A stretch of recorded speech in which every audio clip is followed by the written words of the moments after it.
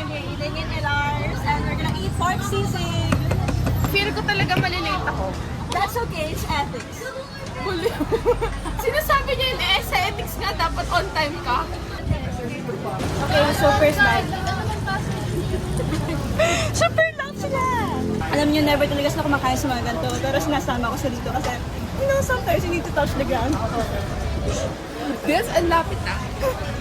Madi-data privacy ako ka. Hindi masarap. Alo! Dito siya nag-review, gago pa na.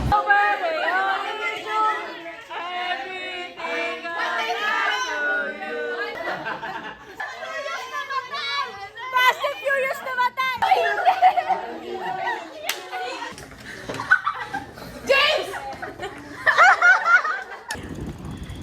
Payment! O diba, pinakita pa sa camera yung payment. So, masasama rin natin sa vlog.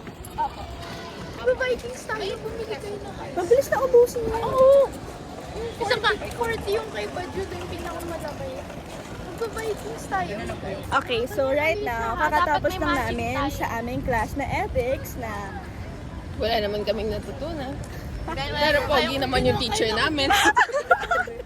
and then, now, nag-early dismissal pa siya. So, pupunta na lang kami sa kung saan pwede mapuntahan sa UST dahil ito naman ay isang tourist spot of all the foreigners in the country. So, Real ba?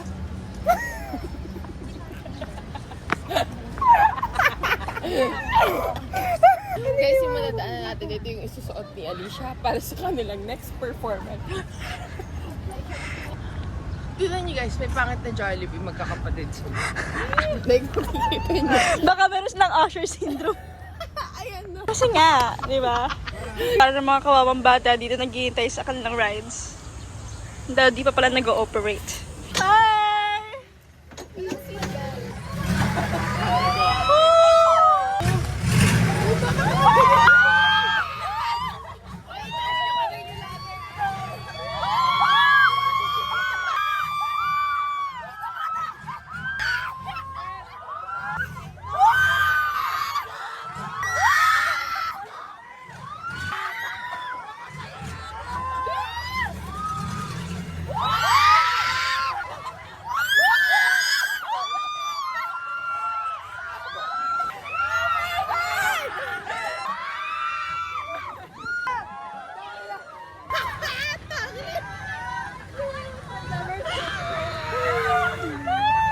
Yun na yung ride. Wait lang. What can you say about the ride? Grabe guys, mas extreme pa to kaysa Samoa. So, Okay, next week. ah!